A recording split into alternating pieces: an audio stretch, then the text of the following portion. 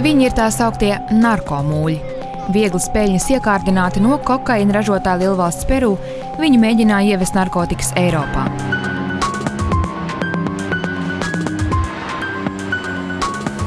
Šeit, Limas lidostā, sākās viņu ceļš uz cietumu, kur šobrīd atrodas aptuveni 30 narkomūļi no Baltijas.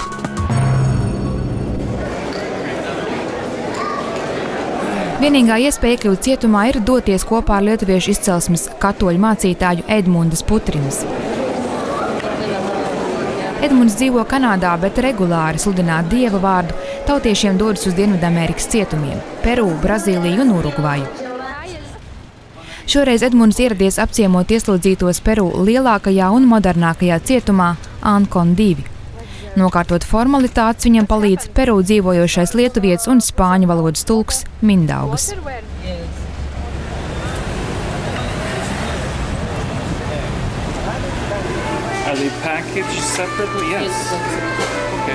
Ieslodzītajiem cietumā bez maksas ir tikai ēdiens 3 reizes dienā. Par pārējo jāmaksā. Tādēļ Edmundas vienmēr ciema kukulī nes elementārākās higienas lietas. 20.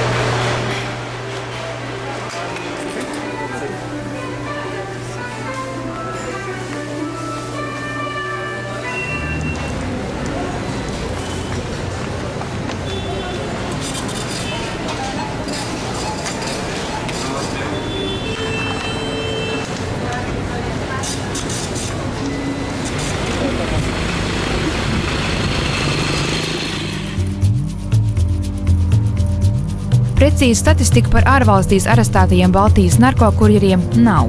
Par citu valstu pilsoņu aizturēšanu mītnes valstī jāziņo tikai pēc viņu pašu vēlēšanās.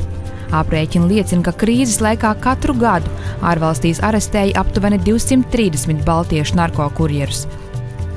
30 no Igaunijas, pa 100 no Latvijas un Lietuvas.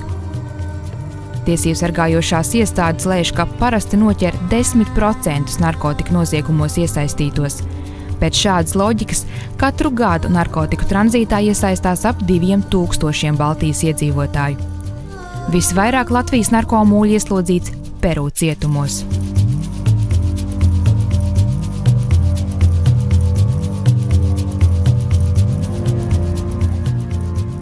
Infortunadamente, Perú es actualmente el primer productor de cocaína del mundo. Par nelaimi Peru šobrīd ir galvenais kokaīna ražotājs pasaulē. Galvenais patēriņa mērķis no 2008. līdz 2010. gadam bija Spānija. Tādēļ galvenie narkotisko vielu transportēšanas gala punkti bija Madride, kā arī Amsterdama, kur arī tiek patērēts liels daudzums narkotisko vielu. Populārākie kurjeru maršruti ir no Dienvidamerikas, Āzijas un Āfrikas uz Eiropu, Spāniju, Nīderlandu un Lielbritāniju. Daļa no narkotikām pēcāk nonāk arī Austrumeiropā. Pretēji uzskatām, ka Austrumeiropa kokaīnu nevar atļauties, ANO dati rāda, krīzes laikā kokaīna patēriņš Austrumeiropā 3-kāršojies. Tikmēr bagātajā Rietumeiropā tas samazinājies uz pusi. Krīzes laikā pieauga tendence narkotiku pārvešanā izmantot jaunus vīriešus no Austrumeiropas. Narkotikas viņi ved bagāžā vai kuņģī. En la zona de producción Ražošanas vietā kilograms kokaīna, jo parasti tiek iepakots pa kilogramiem, maksā $1000, bet tas ir ražošanas vietā. Limā maksā $1200, Dienvidamerikā kokaīns maksā $8000 kilogramā, piemēram, Brazīlijā un kaimiņu valstīs. ASV 25,000, Eiropā 35,000 eiro, un Beļģijā tas var maksāt līdz 50,000 kilogramā, jo tur ir grūtāk ievest nekā citās valstīs, tāpēc tur ir dārgāk. Mums ir informācija, ka pagājušajā gadā Japānā kilograma cena sasniedza 120,000 eiro.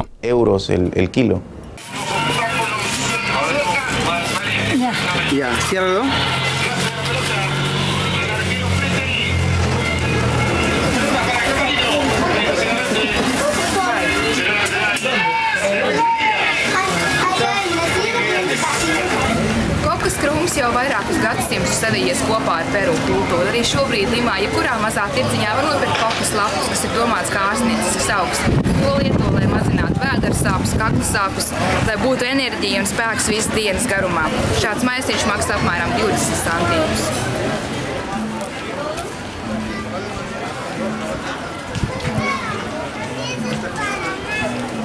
Lo que quiero decir es que, por ejemplo, para los campesinos es mucho más fácil sembrar. Tas, ko es gribu teikt, ir, ka zemniekiem ir daudz vieglāk iestādīt kokas krūmu nekā stādīt kartupeļus vai kukurūzu, jo pēdējiem ir nepieciešams darbs, ir vajadzīgs sēklas, mēslojums, lai būtu raža, kā arī jāsagatavo zeme. Turpretī kokai nevajag neko, tā aug pati. La coca no, eso crece.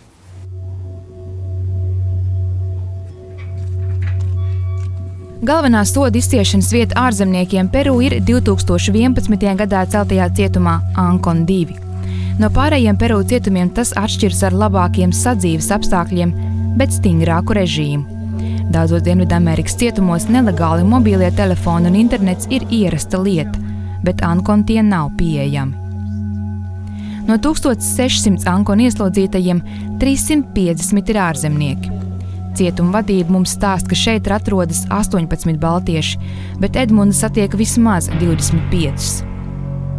Pirmajā tikšanās reizē mums filmēt aizliegts.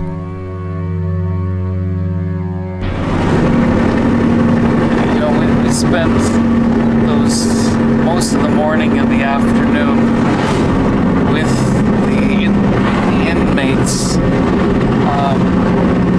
You could see how excited they were. We were there with them. The excitement, I guess, also is a sense of appreciation that we gave them some attention, because most of them told me that we're the first visitors to visit them ever. They've never had a chance to meet somebody outside from the outside world.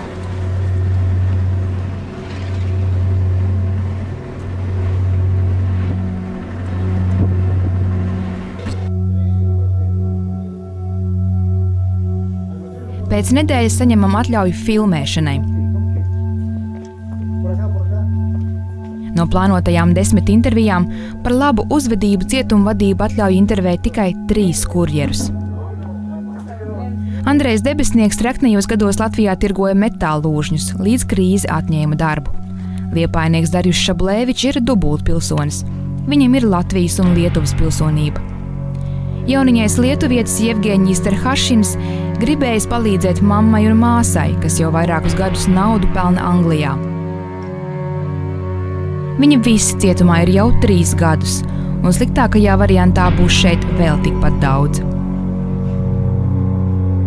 Ну как, я жил в Англии,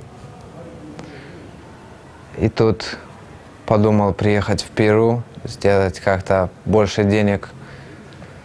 И вот не получилось. Словили. Первый раз. Eiropā, Amsterdamā tur sapazinos ar dažiem cilvēkiem, un pierunāja viss, atbraucu uz šejieni. Latvijā bija krīzes, jā, un tad viņš arī ir. Jā. Cilvēki iepazinos, viņš man piedāvāja gribi, negribi. Pamēģināju. Latvijas tiesības sargi narkokurjeru biznesa uzplaukumu saista ar ekonomisko krīzi 2009. un 2010. gadā. Tobrīd Latvija piedzīvoja straujāko ekonomikas kritumu pasaulē. Valsti pameta 100 000 iedzīvotāju. Bezdarbs visās Baltijas valstīs sasniedz rekordus. Katrs meklē iespēju nopelnīt kā prata.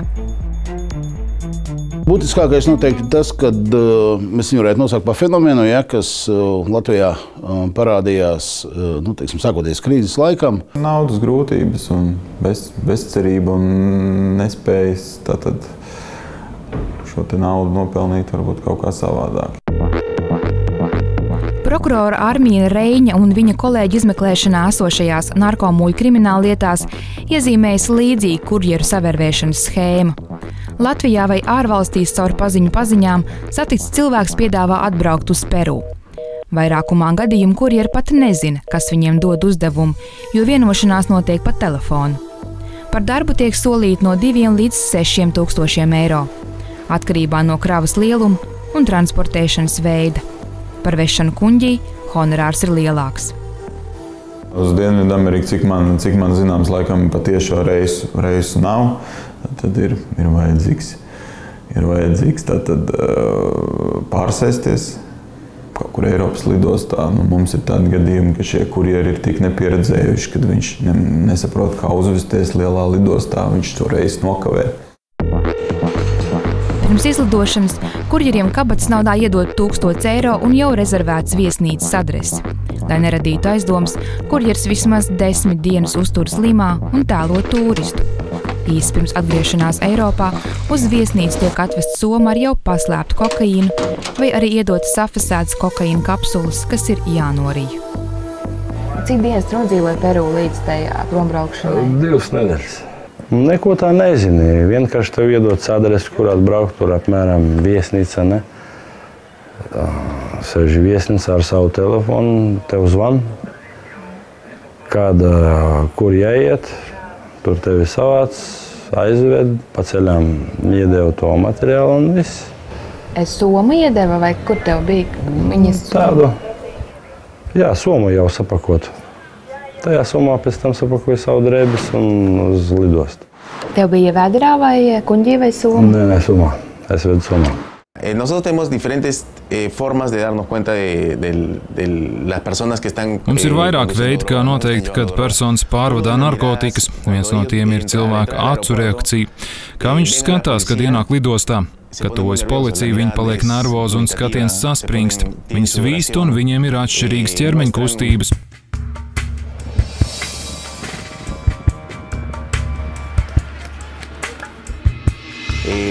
Otrs veids, ko parasti lieto lidostās, ir aplūkojot čemodānus. Lielākoties čemodāni, ar kuriem tiek pārvadāts narkotiskās vielas, ir jauni.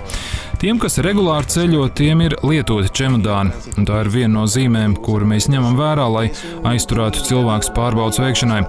Vai viņiem ir narkotiskās vielas, vai arī, lai veiktu skaneru pārbaudu, vai viņiem nav ķermenī kapsulas ar narkotiskām vielām. Kapsulas en el interior de su cuerpo, no? Lidostā tikko padevu šito noformēt bileti, tās atdevu bagāžu savu jau, griežos un labdien. Policijā, narkotrafikants tā policija, jūsu pasi lūdzu, to pēdējo, ko es atceros. Jā, pēc tam bija šoks jau? Pēc tam pārbaudām jūsu bagāžu, jā. Protams, pārbaudīja, atrada.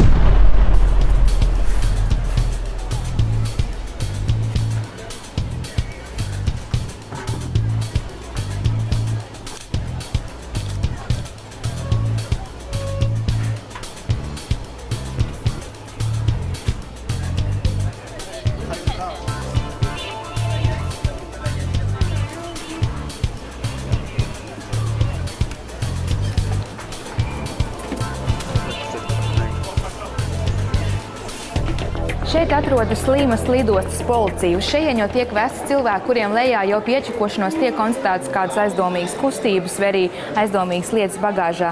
cilvēks tiek uz šejien atvests, tiek atvērts viņa soma, konstatētas aizdomīgas vielas visdažādākajos veidos. Tā kā iesim apsīsimies, kā tas izskatās viss reālajā dzīvē. Šeit ir tā telpa, kur atrodas policisti, kas to visu konstatē un uzrauga. Tā tiek uzdot parastie jautājumi. Pēc šiem jautājumiem mēs lūdzam personu apsēsties šeit. Prokurora klātbūtnē sākam savu darbu. Izkravājam visu čemodānu, visu, kur var atrasties narkotiskās vielas. Tās var pēkšņi parādīties gan starp drēbēm, gan pašā čemodānā un jebkurā čemodāna vietā, kā arī pārtikā, apavos, drēbēs, rotas lietās, fotorāmjos. Jebkurā lietā var būt narkotikas.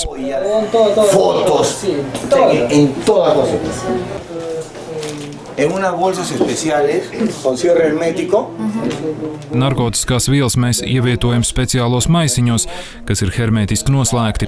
Tos aizzīmogo ar speciālu lenti, uz kuras parakstās prokurors un policists, kas ir veicis aizturēšanu. Tad maisiņš tiek novietots uz svariem un nosvērts. Šie ir starptautiski svari, nav svarīgi amerikāņu vai angļu. Tātad mēs nosveram maisiņu šeit, un tas tiek reģistrēts kā oficiāls svars, ko nevar mainīt.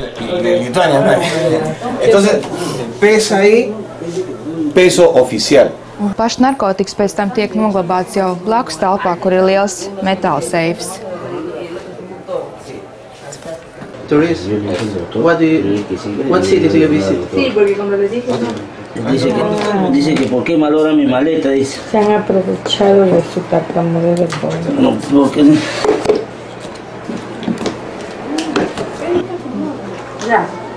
How many cities do you visit in Peru? Only one. Only one. Lima. Solo ha visitado Lima. Do you remember the name, the hotel you stay in Peru? Yes. San Felipe.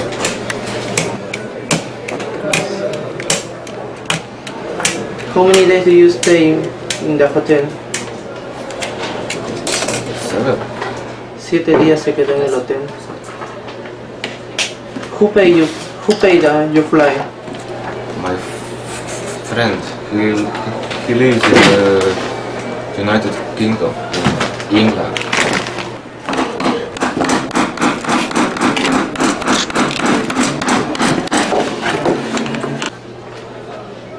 And who paid the hotel?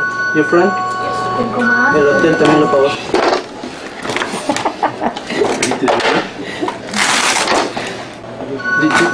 Do you receive money in Peru? Yes. Él recibió dinero acá en Perú. Sí, jefe, dígame. From who? From my friend, John Benson.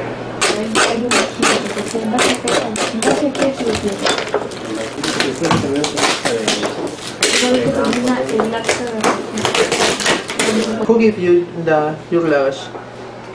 I buy this bag in the Ecuador, in the Quito. ¿En Quito? Yes. La maleta se la dieron en Quito. Yes. Do you know the person who gave you the luggage? No. It's been one old guy, 65, 70 years old. Una persona de 65, 67 años. He gave me this bag for $50. Le iba a pagar $50. It's very cheap for this bag, but I don't know what is inside.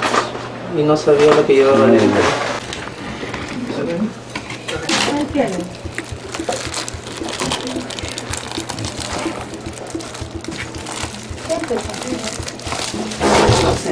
About this?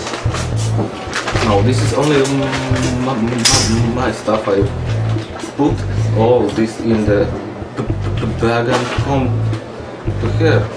Cuando vino solamente trajo esto y esto fue lo mismo que volvió a poner.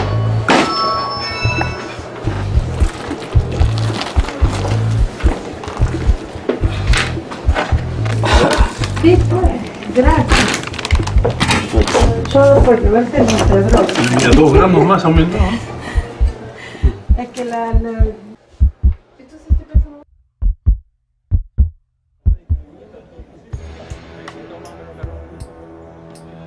Atšķirīgs ceļš uz cietumu ir tā sauktajiem rijējiem, kas narkotikas ved kuņģī.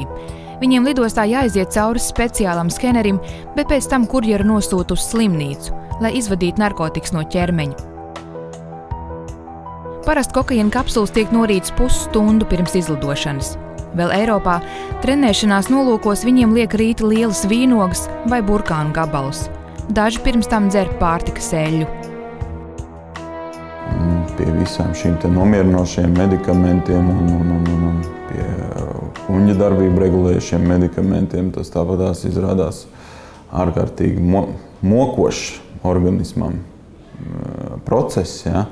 Jo, teiksim, citos gadījumos šīs narkotika kapsulas tiek norītas un izvadītas vairāk kārtīgi.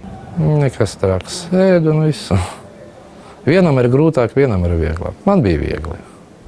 Un cik daudz? 150. Grami? Ne, kapsulas. Cik tas ir? Kilo 350. Ārprāts. Kā var norīt tādu daudzumu? Es biju 3,5 gadi, es svēru 106 kg. Tas ir mans vidējais svars. Tādēļ, ka es esmu 85. Cik manī pietrūks? 20 kg. Es agrāk visi drēbes nesā XXL, 2XL. Tad, kas nesā XL. Нервы, весь tāds 20 килограмм nav. Конечно, боялся. А чего ты боялся? Боялся вообще не пробовал эту вещь, не знаю, что это такое. Kad es ēdu, man nebija bailes. Kad es trāpīju uz sarītu, un kad sāka stāstīt, un es pats zinu, kas tas ir, un pat stāstu, ka ja bišķiņa taisās vaļā, viss tu neesi dzīvs. Tas ir 5-10 sekundes un viss. Daudziem cilvēkiem bija tā, ka viņi tikai bišķiņ ieplīst, jā, bišķiņ ieplīst, bet tas baltais iziet ārā, pareizi. Un tad tu vēl nemirst uzreiz, tev laiks vēl 10-15 minūtes, ja uzreiz būs ātrā palīdzība klāt, tad tev izgriezīs vēduru un dabūs to. Ja nē, tad viss. Zinām vairāk gadījumu, kad Baltijas narkokurjeri par bīstamo darbu samaksājuši ar dzīvību. 2011. gadā pārlidojuma laikā no Ekvadoras uz Spāniju 22 gadus vecam dobelniekam kuņģī plīs kokaīna kapsulas un puisis nomira. Tajā pašā gadā Limas lidostā slikti palika kādam valmierietim, kurš nomira vēlāk slimnīcā.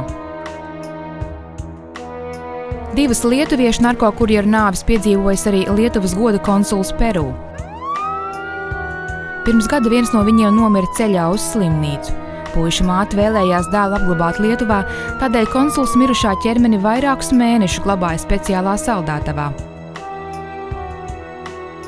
Vēlāk māte saprata, ka nespēja savākt naudu dēla pārvešanai mājās, tādēļ lūdza līķi kremēt un atsūtīt pelnus. Taču dokumenti pa ceļam pazuda. Viļņā ieradās tikai urna ar pelniem. Bez dokumentiem māte nevarēja dēla pelnus apglabāt. Konsuls to uzzināja tikai pēc gada, kad Lietuvā satika mirušā narkokurjera māti.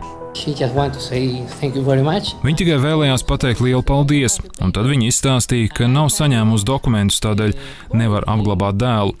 Es atgriezos Limā un kārtoju visus dokumentus no jauna. Tas man prasīja 6-7 mēnešus. Es tos pēc tam aizsūtīju, un tagad viņš var adusēties mierā.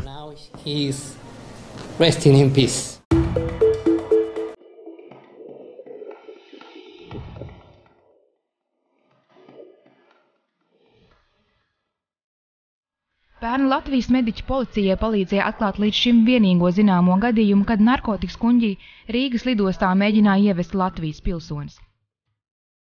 Pa 34 gadus vecā Aleksandra Aleksejeva ierašanos ar kokaīnu vēderā tranzītā caur Romu no Argentīnas Latvijas tiesības sargus iepriekš brīdināja Interpols. Muitas darbinieki bija informēti, ka šāda persona ieradīsies un attiecīgi ieejot šo te muitas pārbaudu, viņa aizturēja un attiecīgi tālāk pakļauja jau medicīniskai pārbaudēji Stradiņas slimnīcā, kur datortomogrāfijas šīs te pārbaudas laikā mediķi konstatēja, ka viņam organismā ir paslēpti šie te 61 kokons, jeb kapsula ar kokaīnu.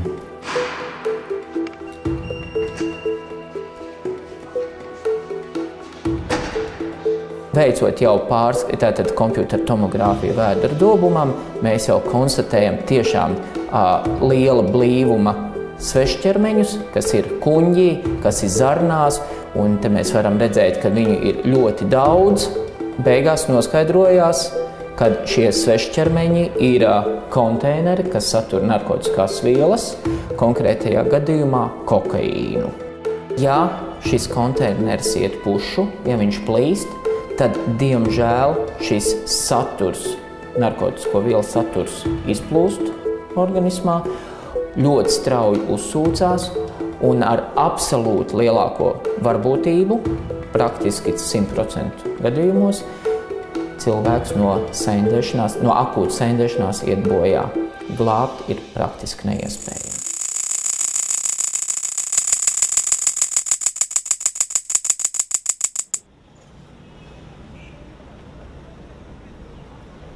Pēc narkomūļa aizturēšanas Limas lidostā viņi tiek aizvesti uz speciālu narkotika apkarošanas policiju Dirandro.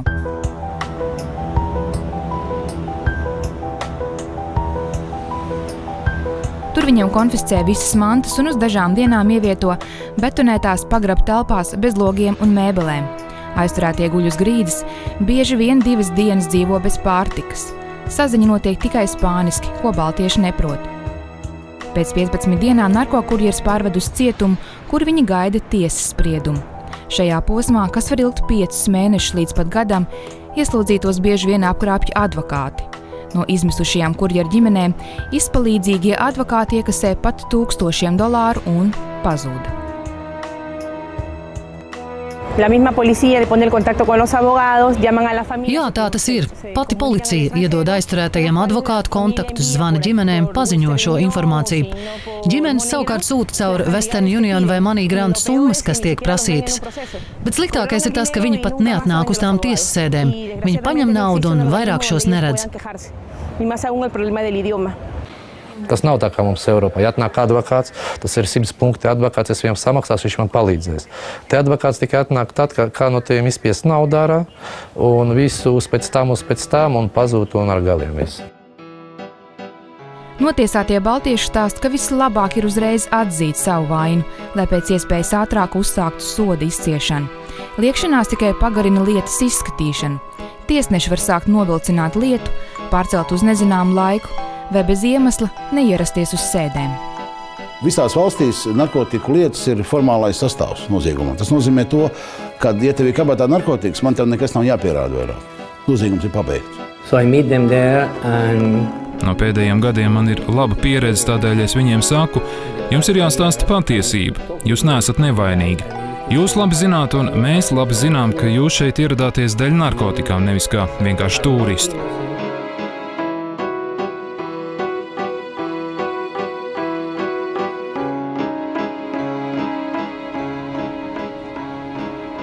Vairumam Peru narkokurjeru piespriestais sods ir 6,8 gadu cietumā un naudas sods 600 latu apmērā. Vīriešiem pirmā ieslodzījuma vieta uzreiz pēc aizturēšanas ir Sarita Kolonija cietumā, kas atrodas bīstamā Callao rajonā. Tur viņi dzīvo 1,5 līdz 2 gadus. Там сделано помещение где-то на 80 человек. Каждый имеет свою кровать на 80 человек. И в этом помещении было 350 человек. То есть там перебор было. Перебор. То есть там негде даже пройти. Вечером, перед идешь спать, все закрывают, и невозможно даже пройти. То есть надо толкаться со своим матрасом, толкаться. Да. Es apmēram gribu izmazgāt savas drēbes. Ja. Man ir kaut kāds laiks, tur stunda vai pusotra, ja, un tā ir atkal rinda, uzspēš, neuzspēš, nevienu neinteresē. Laiks pabeidzās, значит, šodien drēbes nemazgā. Ja es viņas pat izmazgāšu, tās drēbes, jā, savējās, man nav kur pakarināt. Ir līnijas karamās, jā, pa visu jāmaksā. Gribi žābēt drēbes maksā, negribi žābēt, staigā žābēt tā. Nav problēma. Visur nauda. Tur jā, pa visu jāmaksā. Ja tur uzreiz jāmaksā 200 vai cik, 300 zaļie bija. Kā ieeja? Ieeja cietumā. Katram automātiski ir parāds. Kā es tikai iebāžu kāju cietumā, es esmu parādā 300 zaļus. Laiku man dot no 3 mēnešiem līdz pusgadam. Man ir tos jādod 300 zaļu. Es prasu, par ko tas ir. Viņš saka, redzi, paviljona ir televizors apmēram. Jā. Par to televizoru jau ir samaksājuši, tāpēc, ka tajā paviljona ir 400 cilvēki. Ja katrs maksā par 200 zaļiem, tad cik tas televizors maksā? Viņam no zelta jābūt. Pareizi. Pēc 2 gadiem ieslodzītos pārved uz Ankon 2. Šeit apstākļi ir labāki. Katram ir sava gulta, kamerā ir 4 līdz 8 cilvēki. Taču šeit nav sarita kolonija brīvības. Cietumniekiem nedrīkst būt virtuves piederumi, aizliegt staigāt apkārt, nav pieejama kontrabandas ceļā ienestie telefoni un internets. Tagad, ko tu darīsi? Ies atpakaļ, ko darīsi?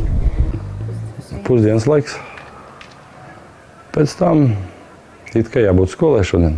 Tas ir obligāti. Vai skola, vai darbs. Ja es uz skolu, man apmēram ir vieglāk iet uz skolu. Samaksāju 20 par solis un aizēju uz to skolu. Vienreiz nedēļā aizēju un visu, un vienreiz mēnesī dabūju to papīru un visu. Я плачу за учебу, чтобы учиться в месяц 25 солей. И почему это важно учиться? Потому что, чтобы получить свой бенефит, чтобы быстрее выйти отсюда. Вот можете рассказать про эту систему бенефит? Для чего вам это нужно? Как это работает? То есть, если мне дали 6 лет и 8 месяцев, через 1/3 часть, если в самом начале я буду все платить, в месяц получать чеки, то, что я платил, и собираю мои все бумаги, они идут в суд, и там меня осуждают. Иду я на улицу или не иду. Если никто ничего не делает, то тогда сидишь 6 и 8. Un ko tu mācies skolā? Neko, pārsvarā. Sākumā bija spāņu valoda. Un viņi tur tā māca mums, kas ir slikti, kas ir labi, jā. Bet... Ko tas nozīmē, kas ir slikti, kas ir labi? Ka narkotika nav labi, tās, tādā. Pagājušajā reizē, ko jūs taisījāt? Pagājušajā reizē mums tā, kas bija. Futbols. Kā futbols? Futbols. Jūs spēlējat futbolu? Jā. Darbs jāiet katru dienu uz darbu šitie, jā. Lai tev iet uz to darbu, tev ir jāmaksā arī 30 solis mēnesi. Plus, tu aizēji uz darbu, jā. Tev darbu neviens nekādu nedod. Tu pats sev meklē darbu, pats par to darbu maksā, pa visu materiālu pašam ir jāmaksā. Apmēram, ja es kaut ko gribu no koka izdarīt, man jānopērk koku gabalu. Par to koku gabalu man ir kaut ko no viņa jāsadara. Lai nopirkt to koku gabalu, šita viņš maksā 3-4 reizes dārgāk nekā viņš maksā ārā. Visur iet uz naudu. Lai samaksātu par skolu vai iespēju strādāt, nopirktu higienas lietas un labāku pārtiku, ieslodzītajiem mēnesī vajag vidēji 50 latus. Vairumam palīdz ģimenes, kas naudu atsūta caur Western Union. Par atsevišķu samaksu 2 reizes nedēļā apmeklētāju dienās naudu un pārtiku atnes vietējās sievietes. Tas ir legāls bizness, ko akceptē cietuma vadība. Ģimenes palīdz. Piemēram, man palīdz tēvs. Ja nepalīdzētu tēvs, es nezinu, ko es darītu. Sieva komunicē ar tevi? Arī palīdz? Gaidi, jā. Bet negribās te domāt par to. Galva brauc iet. Te ir, es zinu, 2-3 cilvēki no Latvijas, kuriem pavisam nekas nenāk. Pilnīgi nekas. Viņam nav ne tolets papīra, ne ziepes, ne šampuns, ne zobu pasta. Nekā nav. Neviens te pa velti neko nedod. Ja pie mums bija ambasāda vienreiz pa šito 3,5 gadu, es tā kotreiz redzu tikai interviju. Jā. Toreiz sieviete mums bija atnesusi, jā, pirmo reizi uz Ziemassvētkiem bija atnesusi katram pa keksam, jā, tur. Tas bija tāds prieks, redzēt.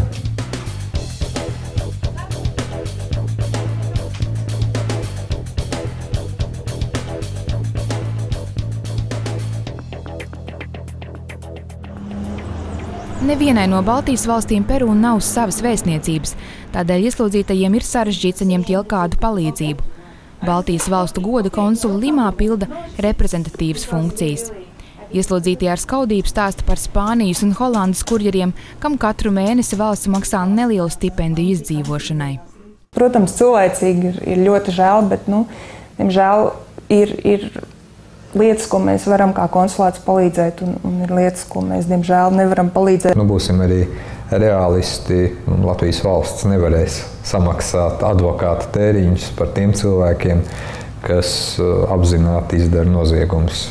Tas gan nav Latvijas valsts pienākums. Mūsu pienākums ir tiešām iestāties par taisnu tiesu, par teiksim, aizstāvības pieejamību.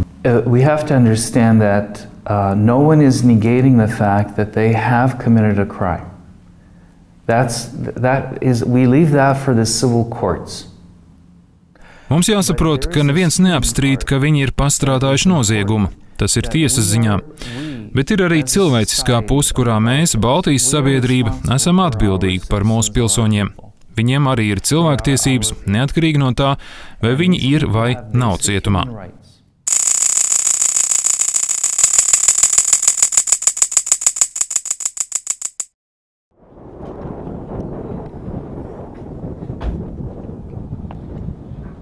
Daudz nomācošāk par tuksnesīgu apkārtni un dzīves apstākļiem cietumā ir ieslodzīto neziņa, kad viņi tiks brīvībā.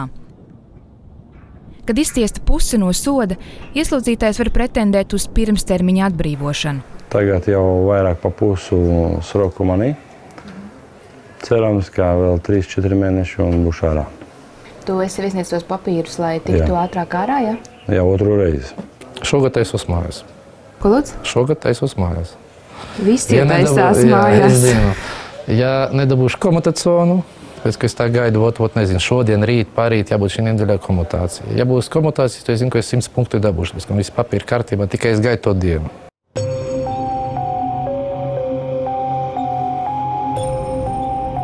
Atbrīvošana pirms termiņa nenozīmē, ka kurjeram durvis uz brīvību ir vaļā.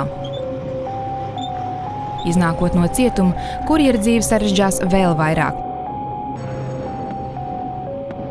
Viņš nedrīkst pamest Peru, līdz nav pagājis viss piespriestais termiņš. Parasti tie ir vēl kādi 3 gadi. Šajā laikā legāli strādāt aizliegts. Daudziem ir beidzies pases derīguma termiņš. Kad pēc gandrīz 7 gadiem kurjera beidzot drīkst izbraukt no Peru, viņiem jāsamaksā sods par uzturēšanos valstī vairāk kā 90 atļautās dienas. Sods ir $1 par katru pārsniegto dienu, jeb kopumā ap $2000. Es bien triste la realidad. Patiesībā situācija ir ļoti skumja. Kāpēc? Tāpēc, ka lielākajai daļai no šiem cilvēkiem nav kur dzīvot. Iznākot no ieslodzījuma vietas, viņi saskaras ar reālo dzīvi. Tā kā viņi ir ārzemnieki, viņiem nedod darbu, viņiem nav vietas, kur gulēt. Un neviena iestāde nav atbildīga par viņiem. Neviens nerūpējas par to, vai viņi ir pēduši, vai viņiem ir kur gulēt, vai viņiem ir kaut kas nepieciešams. Nu, protams, ir varianti, var mēģināt meklēt darbu, teiksim,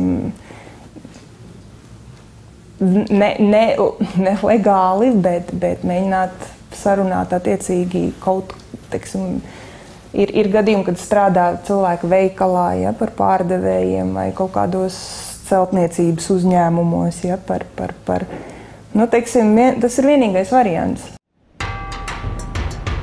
Ja vien gatavi samierināties ar dzīvi nelegāli, bijušie kurjeri celtniecībā vai tirzniecībā Peru var nopelnīt pat vairāk nekā Baltijā. Daži no viņiem pēc soda izciešanas Peru paliek uz dzīvi un pat uzsāk savu biznesu. Pēdējos 10 gadus Peru piedzīvojas stabilu ekonomisko izaugsmu. Tā panākta pateicoties privātajiem ieguldījumiem dabas resursu izstrādē. Minerālu un metāla eksports veido 60% no Peru eksporta. Taču par spīti augošajiem debeskrāpjiem Limā joprojām apmēram 1/3 Peru bērnu pamet skolu, lai palīdzētu vecākiem uzturēt ģimeni. Но ты знаешь, что когда люди видят, они не могут уехать из страны, они все равно должны остаться на остальной срок. Да, но можно убежать отсюда. А как можно убежать? Можно убежать или в Боливию, или куда-нибудь в ближайшую другую страну, и с той стороны просто улетать, и все. То есть в Перу я буду в поисках, если я убегу, а по другим сторонам они ничего не имеют ко мне. То есть я смогу убежать. Ты готов, чтобы попасть скорее дома, да? Конечно.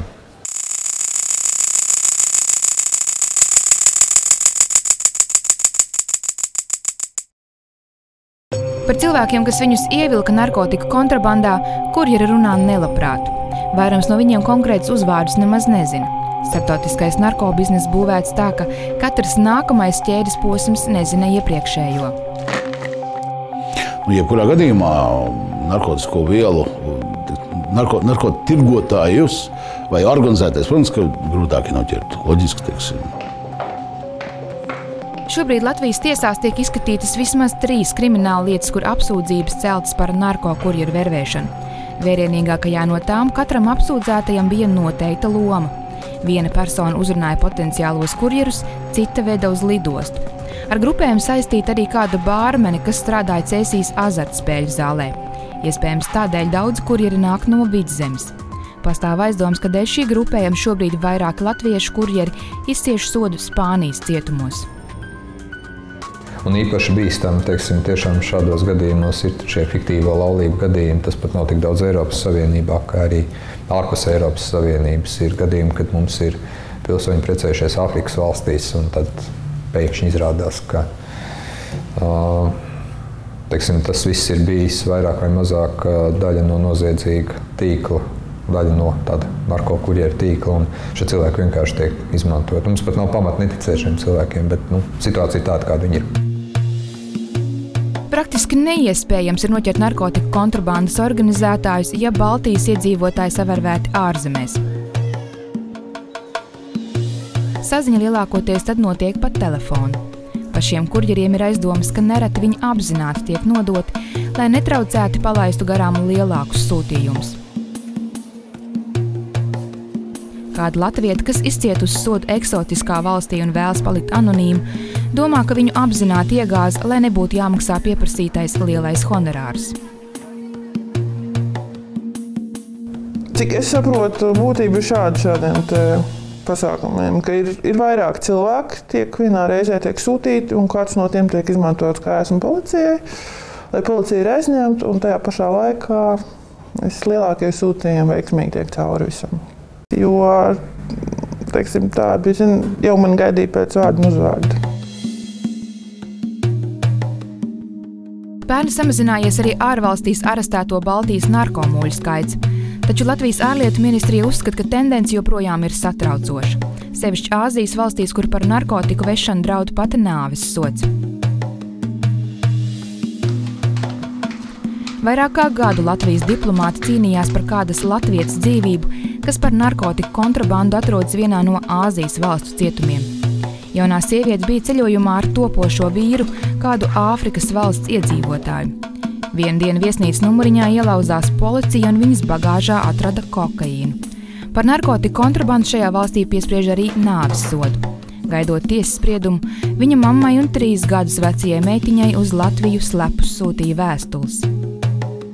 Šī vēstule top nakts laikā, jo, kā jau tu zini, šai cietumā nav atļauts ne zīmulis, ne balta papīra lapa, tādēļ viss notiek slepeni un pa blatu, protams. Šis skats man liekas smieklīgs, ja vien tu to redzētu. Uz vēdera guļ uz betona grīdas metru attālumā no toaletes un rakstu ar 3 cm īsu zīmuļu kodoliņu. Pirmais, ko mūsu valsts policijā varēja pateikt, kad es aizgāju tur ar mazu bērnu, 2-gadīgu, ka man pateica, ka nesatraucieties, jūsu meitu pakārs. Viņš to tā ļoti tā forši. Es saku, bet jūs apdomājat, ko jūs runājat?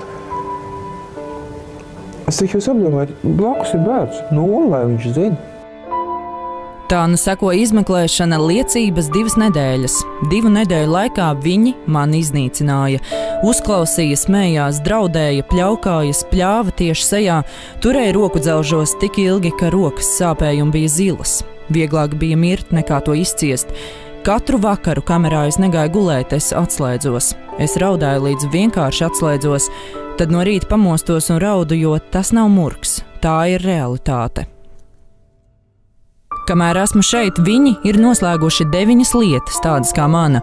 Iznākumi vienai deva 18 gadus, otrai 12, trešai 11, vienu atlaida brīvībā, 5 notiesāja uz nāvi. Visu savu dzīvi uzlika. Un zinot to, ka mājās gaida maza sirsniņa, kas katru dienu piemin mammīti un visu. Gaidīju uz šiem Ziemassvētkiem, kad viņi vakar vai aizvak, viņi saka, bet laikam jau būs nākošajos tikai varbūt tās. Viņa apzinās, viņa arī saprot bērns. Jo man liekas, ka šis bērns ir savos 4 gados tik pieaudzis, jā, ka dažām bērnam tā domāšana nav tāda. Latvietei paveicās. Ar aktīvu ārvalstu un Latvijas diplomātu palīdzību viņai tiesa šovasar piesprieda 9 gadus cietumsodu. Vēstulēs mammai viņa izsaka nožēlu, ka neredzēs, kā meita uzsāk pirmās skolas gaitas. Toties viņa tagad zina, ka pēc 7 gadiem varēs savu bērnu apskaut. Savi sapņi par pārrašanos mājās ir arī Peru ieslodzītajiem. Kad atbraukšu mājās, nezinu, pirmās nedēļas, 2, neko, tikai ar draugiem, ģimeni vispirmākais. Я хотел бы съесть бургер, например, английский Burger King. Burger King? Да. Какой у тебя самый любимый из этих всех там видов бургеров? Double cheese bacon Burger King, king size. Rūpmaize, varbūt uz Līdiņu vēl kaut kur, jā, uz Jūrmalu aizbraukt, un daudz kas ir labs. Ko tu novērtē tagad droši vien vēl vairāk, vai ne? Jā. Es zinu, es tādā sapratu, kas tas ir, ka tas to nav, kad nav.